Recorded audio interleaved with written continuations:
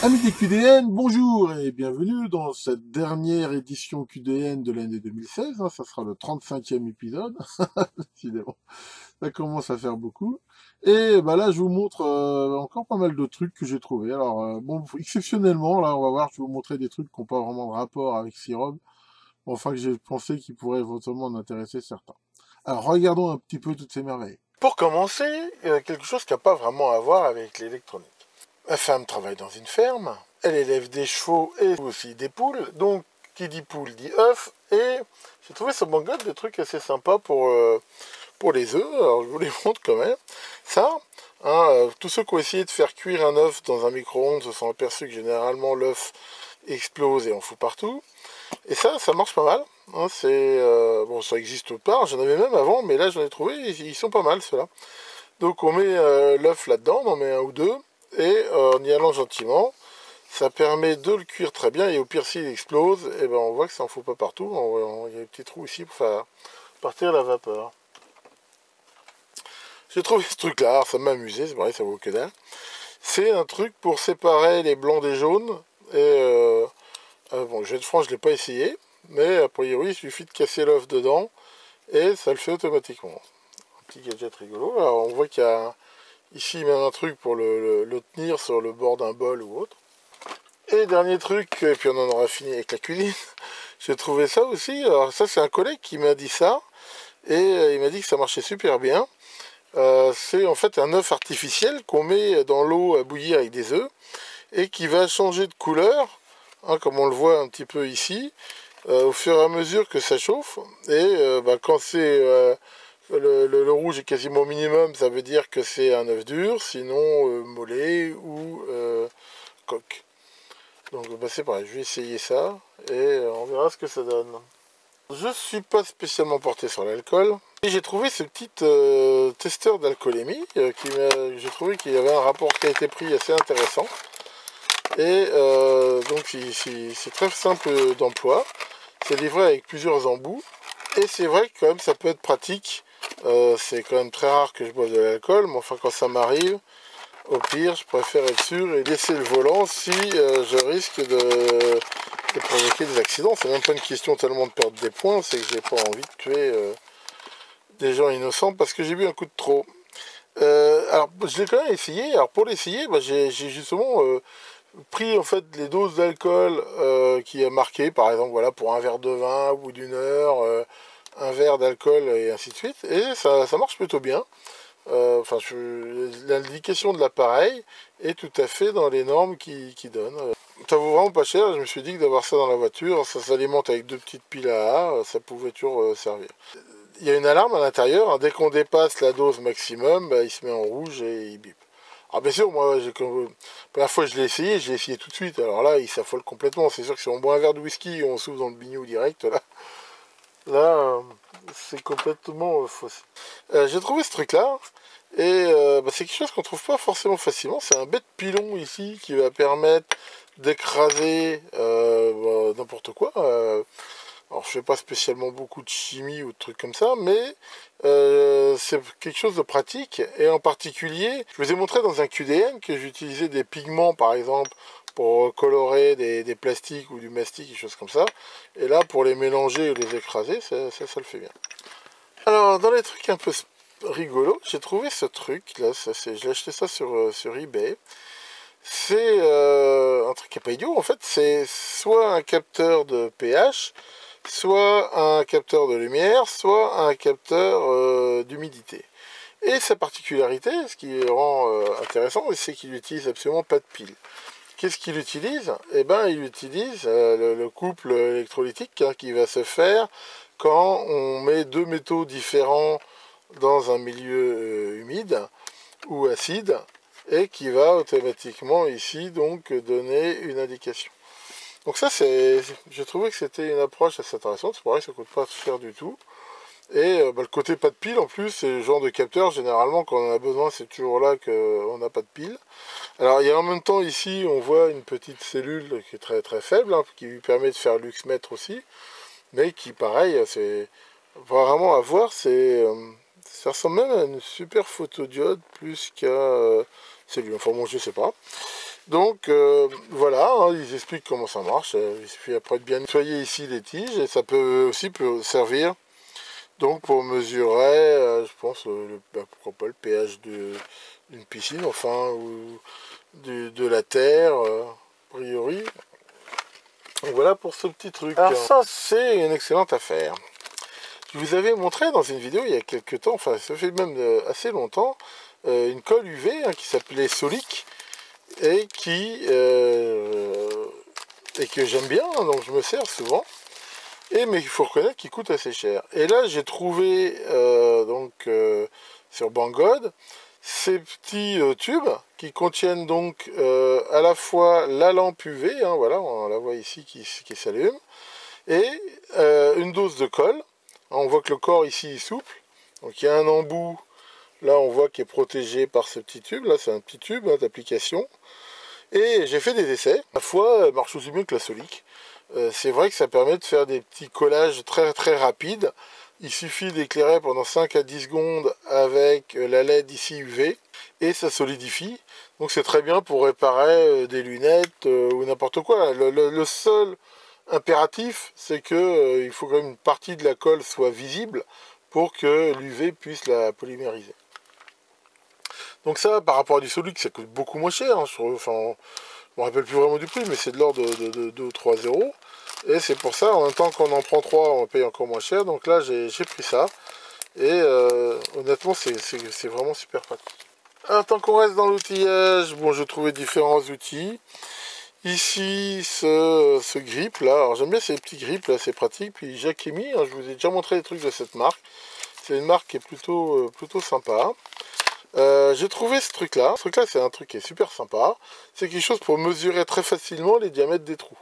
On voit que ça va de 2 à 14 mm.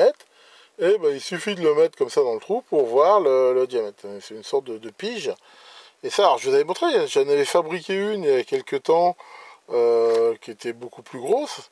Et là, c'est vraiment un truc compact et vraiment plus solide. Hein. C'est tout en un seul bloc. A priori, je pense que c'est de l'aluminium, hein, vu le poids. Vraiment cool. Ensuite, j'ai trouvé ces petits colliers de serrage. Alors, ce qui est intéressant sur ces colliers, c'est qu'ils sont vraiment petits. D'habitude, des colliers, on en trouve toujours des grands, très grands même, mais des si petits que ça, c'est pas facile. Et des fois, c'est quand même vraiment pratique, parce que justement, quand on n'a pas trop de place pour mettre ça dans des fils, dans des prises. Donc là, voilà, je les ai pris. On voit hein, par rapport à mon doigt, là, c'est vraiment des petits modèles. Et pareil, il y en a 1000 là dans le sac. Avec ça, j'en ai pour un moment. De la matière première. Alors, j'ai un tour, une fraiseuse, hein, ça m'arrive souvent d'usiner des pièces. Et les plastiques techniques coûtent très cher, hein, le délin, le nylon, tout ça, ça coûte très cher. Et là, ils vendaient donc des bouts comme ça. Hein, là, a priori, alors, ils disent que c'est du nylon. Je suis pas un spécialiste des plastiques, mais sur celui-là, j'ai vraiment un doute que ce soit du nylon. Maintenant, je ne sais pas trop comment le tester. Peut-être qu'il faudrait que je regarde en mesurant sa densité. Ça me donnerait une indication. Petit rappel, pour mesurer la densité, c'est très facile. Hein, il suffit de le mettre dans un système d'eau gradué, de plonger le truc à l'intérieur. La variation du volume d'eau donnera le volume. Et après, il suffit de le peser. Et c'est comme ça on peut connaître sa densité. Alors, c'est peut-être une manière de voir ça. Mais enfin bon, toujours est-il que ça n'a pas tellement d'importance. C'est du plastique qui a l'air bien. Souvent, quand même, ces plastiques-là, ils s'usinent pas mal. Et ça, je m'en sers assez souvent. Je vous avais déjà montré ça, par exemple, une utilisation quand j'avais fabriqué ma petite antenne VHF. Là. Donc là, c'est pareil, c'était quand même beaucoup moins cher que là où je me fournis des fois. Et j'ai pris ça. Toujours dans la mécanique. Ici, je vais bientôt faire une vidéo justement qui reparle de ça. Je vous avais déjà montré ça. Et là, ils étaient aussi à un prix très intéressant. C'est ces petits forêts qui font à la fois forêt et taraudage. Donc ça, on monte ça sur une perceuse électrique. Et là, on perce, on taraude, on inverse le sens, on retire. Et ça, justement, comme on va le voir dans une vidéo que je vais bientôt faire, c'est vraiment un truc assez sympa. Dans un QDN, il n'y a pas longtemps, peut-être bien le dernier, je vous avais montré cette super pince à dénuder, qui est ma foi fort pratique. Et j'ai vu qu'ils en avaient fait un modèle amélioré. Je me suis dit, fiche, qu'est-ce qu'elle a de plus? Comme j'ai plusieurs ateliers, je me suis dit, allons bon, on va voir. Donc ça, c'est le modèle original, ça, c'est le modèle amélioré. Bon, elles se ressemblent pas mal. Qu'est-ce qu'on peut voir? On peut le voir ici, dans les différences, c'est que là, les stries ici sont directement moulées dans la pièce, alors que là, elles sont rapportées, apparemment, dans un système qui est en acier, qui a l'air, à mon avis, de meilleure qualité. Le réglage ici est plus gros. Sinon, a priori, ça se ressemble énormément. Bon, faut être honnête, celle-là, je trouve qu'elle marchait super bien. Celle-là, je l'ai essayée, et ben, elle marche aussi super bien. Donc, peut-être qu'à l'usage, ça durera plus longtemps. Ça fait aussi coup de fil. Et donc, pour l'utiliser, voilà, on met le fil comme ça. Toc, et on voit que ça dénude vraiment super. Alors, j'ai aussi trouvé ce truc-là. Alors, ça, c'est quoi? C'est un truc pour découper la mousse. Soit peut-être la mousse comme ça, mais surtout le polystyrène. Et ça peut être vraiment intéressant, hein, surtout si on se fait des gabarits, pour pouvoir facilement découper des bouts de mousse. Alors ça peut être utile pour faire de l'emballage, ça peut être utile pour des modélistes, plein de trucs. Donc c'est une résistance ici chauffante, on voit qui est relativement fine. Alors ça s'alimente ici, si je me rappelle bien, en 6 ou 12 volts. Enfin, c'est marqué dans le... Il faudrait que je le note. C'est marqué dans la description. Ici, on voit qu'il y a un bête interrupteur. Alors, il n'y a pas de batterie, hein, ça s'alimente. Ici, il faut une alimentation. Alors, bien sûr, comme ça chauffe, il faut quand même que ça donne quelques ampères. Mais enfin bon, je vous ai largement montré que maintenant, on trouvait des alimentations assez puissantes très, très facilement. Alors, honnêtement, je ne l'ai pas encore essayé. Ça ne saurait tarder. Mais j'ai trouvé que c'était vraiment sympa. Pour info, on le trouve aussi justement avec la lime qui va bien, hein. Moi j'ai pris le modèle sans alim vu que j'ai ce qu'il faut. Alors j'ai trouvé ça aussi. Alors ça c'est quoi? C'est des pinces qu'on utilise généralement en chimie qui permettent de tenir, voilà, ici par exemple des tubes à essai pour les chauffer ou faire des trucs comme ça. Bon c'est pareil, moi je fais pas spécialement de la chimie, mais je me suis dit que ce genre de pince là, avec la possibilité ici de les mettre dans un étau, dans un serre-joint, n'importe quoi, pour bricoler, ça serait sans doute assez utile pour faire des montages. Donc j'en ai pris ce petit lot de 5 là. En plus ça coûtait vraiment pas cher. Alors, toujours dans les matières premières, j'ai trouvé ces plaques de PVC en 2 mm ici, qui sont noires. Là, il y a une protection dessus. Et alors pourquoi j'ai pris ça? Parce que c'est pareil, l'avantage du PVC comme ça, c'est que ça se découpe quand même beaucoup mieux avec ma fraiseuse numérique que de l'aluminium. Et dans des tas de montages, hein, pour faire mes tiroirs ou autre, des fois j'ai pas du tout besoin d'avoir une face avant en alu, voire même que c'est pratique que ça soit isolé. Et ça permet ici de faire très facilement des découpes donc numériques. Et c'est pareil, ça c'est un truc que quand on cherche, ça coûte relativement cher, là elles étaient à un bon prix. Un autre truc que je peux faire aussi avec, pour faire par exemple des gravures, pour faire des panneaux d'affichage ou des indications. Alors j'ai des trucs qui s'appellent Gravipoli, là c'est un plastique à 2 couleurs qui permet de faire ça, mais c'est pareil, ça coûte la peau du cul.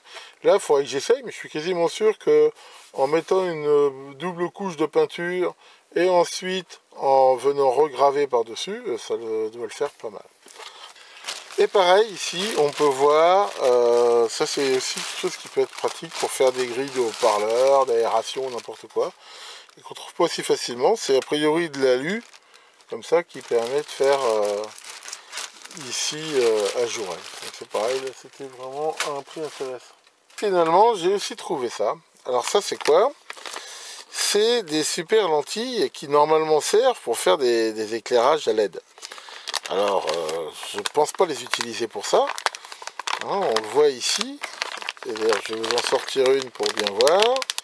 Donc voilà, on peut voir, c'est un super dôme. Hein, ça fait vraiment une lentille. Si on l'utilise comme loupe, ça fait une loupe extraordinaire. Et qui permet de se monter ici normalement. Voilà, grâce à ce système-là. Hop. Et ça permet ici de mettre ces espèces de plaques de LED carrées qu'on voit. Et ça permet de faire des éclairages à LED qui sont assez sympas. Et sans doute relativement directifs. Alors moi, c'est pas vraiment pour faire ça. Mais dans tous mes petits robots là, ça j'ai pensé que ça pouvait me servir. Et je les ai pris plutôt pour ça. Bien, et maintenant, grâce à Maurice, nous allons attaquer la partie un peu plus électronique de ce dernier QDN de 2016. Alors, je vais vous montrer ça. Alors ça, qu'est-ce que c'est? C'est un système qui permet de protéger une antenne contre des surtensions, a priori surtout atmosphériques. Donc ça passe du continu à 2,5 GHz, ça c'est fait pour 50 ohms, ça supporte jusqu'à 400 watts des charges jusqu'à et ça supporte jusqu'à DC 230 volts. Alors on peut voir que c'est un connecteur N de chaque côté, hein, vu la bande de fréquence c'est normal. Qu'il y a ici la possibilité éventuellement de changer l'élément de protection. Alors c'est bien de pouvoir le changer, maintenant il faudrait réussir à le trouver, enfin ça c'est une autre histoire. Qu'il y a ici cette borne ici qui permet de le relier à la Terre. Et ça va permettre donc d'écouler les charges électrostatiques trop importantes. Hein, j'avais fait une vidéo là-dessus. Attention, je rappelle, hein, parce que souvent il y a des gens qui confondent. Le but est en aucun cas de remplacer une antenne par un paratonnerre. De toute façon, ça ne le fera pas. L'idée ici, c'est simplement quand même s'il y a quand même des surtensions, quand même, d'apporter une certaine protection.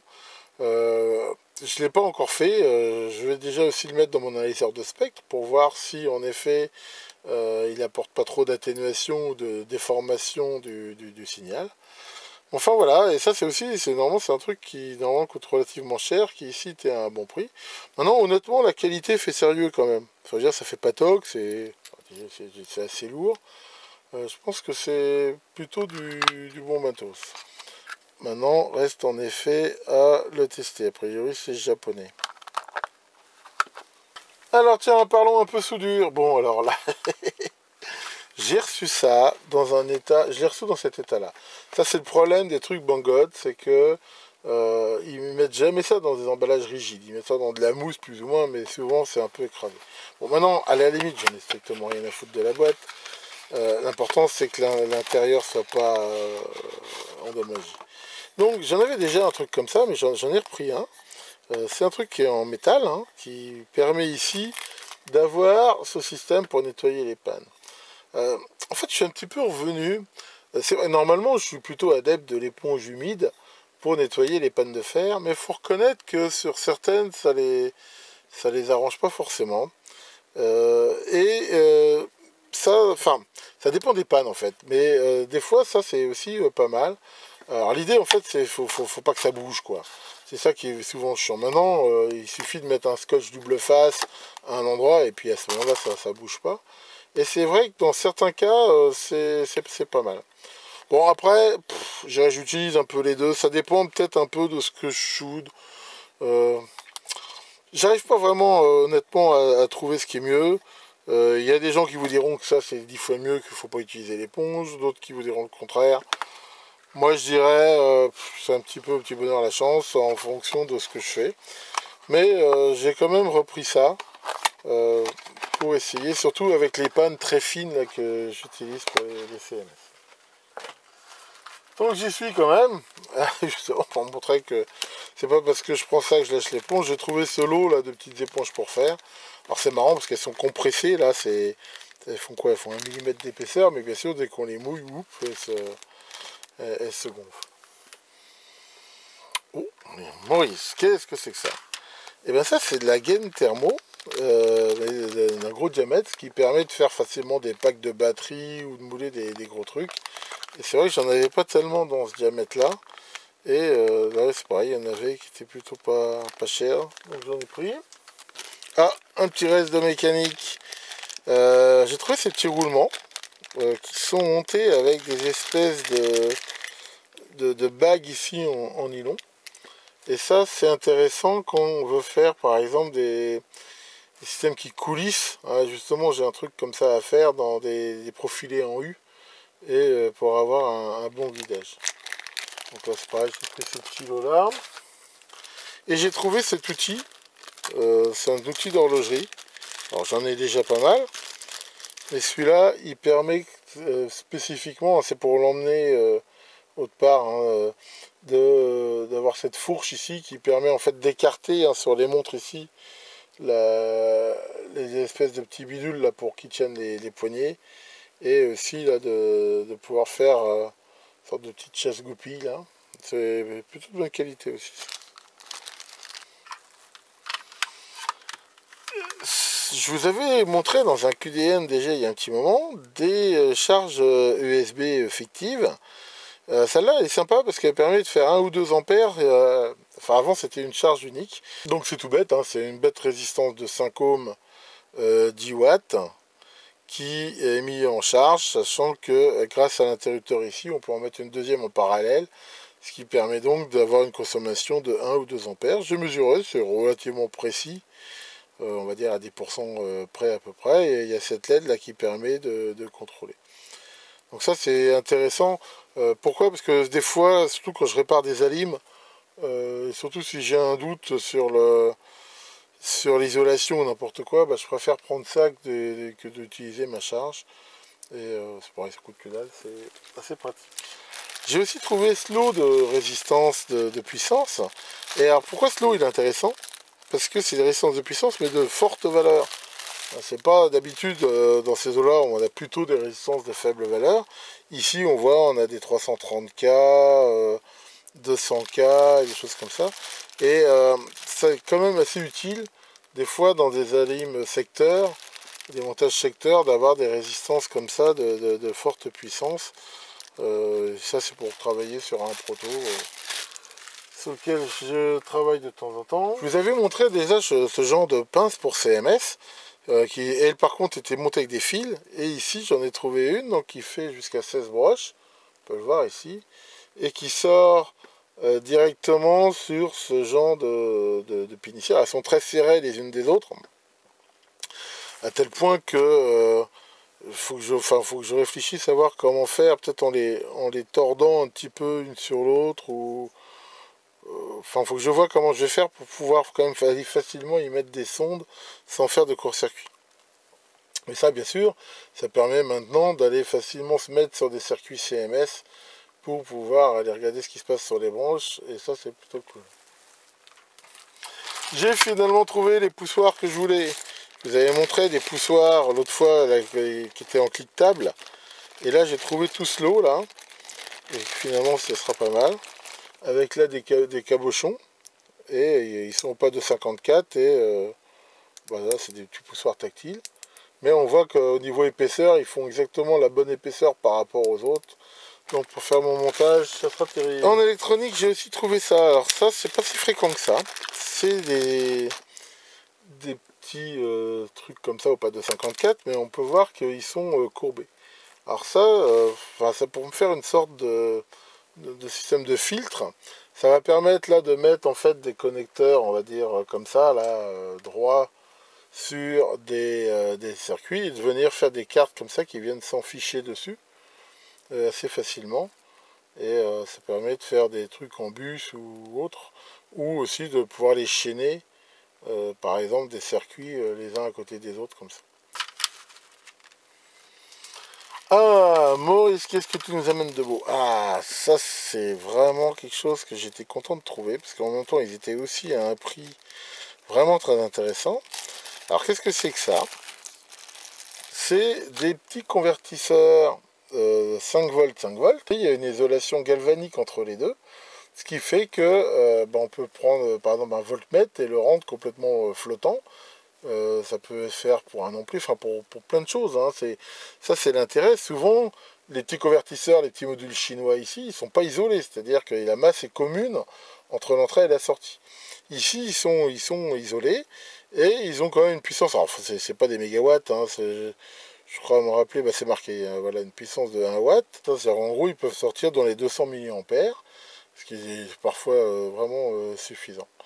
Donc ça c'est vraiment intéressant. Ça permet aussi par exemple d'alimenter un circuit avec des photocoupleurs pour avoir une interface par exemple logique complètement isolée. Alors ces petits convertisseurs, hein, ils sont des fois relativement onéreux. Et là il y avait tout ce lot pour vraiment pas cher. Puis on voit, c'est facile, hein, c'est au pas de 54, ça se monte comme ça, c'est vraiment cool. Par contre, un inconvénient de ça, faut dire, Alors, je sais pas, honnêtement, ceux-là, je les ai pas mesurés.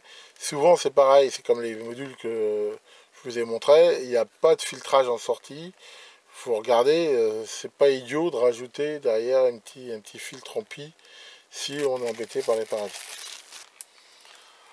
Toujours au niveau de la mesure, je vous avais déjà montré là quand je réparais des alimes ces petits systèmes là, hein, qui sont des petits grip fils qui sont vraiment très pratiques parce qu'ils sont vraiment très précis. Alors ils se montent comme ça, là il y a... En fait comme ça on peut pas le souder, hein, c'est un métal, il y a cette espèce d'anneau là qui est serti dessus en... je pense que c'est du laiton ou en cuivre, dans lequel on peut venir souder quelque chose. Alors, on peut soit y souder des fils, mais moi ce que je fais souvent, hein, d'ailleurs je peux vous le montrer ici, c'est que j'y soude ici comme ça une petite broche à wrapper pliée. Voilà, ce qui permet après de venir y mettre comme ça des connecteurs Dupont et de faire comme ça des connecteurs très, très simples. Donc voilà, comme vous avez pu le voir, encore pas mal de trucs, décidément, je suis incorrigible. Bon, et ben, ce que je vois, c'est que j'ai dépassé la moitié de mes vacances, que j'ai toujours pas fait le quart du dixième de tout ce que j'avais prévu de faire. C'est toujours comme ça. Mais enfin bon, là, ça commençait à s'entasser, et puis je sais que il y a beaucoup d'entre vous qui sont vraiment fans de ces QDN, hein, on les demande souvent.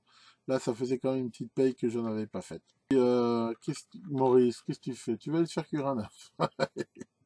Il est pas bien ce robot. Bonne fin d'année à vous, bonnes vacances si comme moi vous avez la chance d'y être.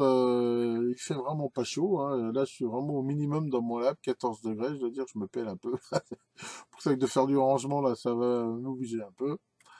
Enfin voilà, donc see you next time et hasta la vista, baby. Terminating.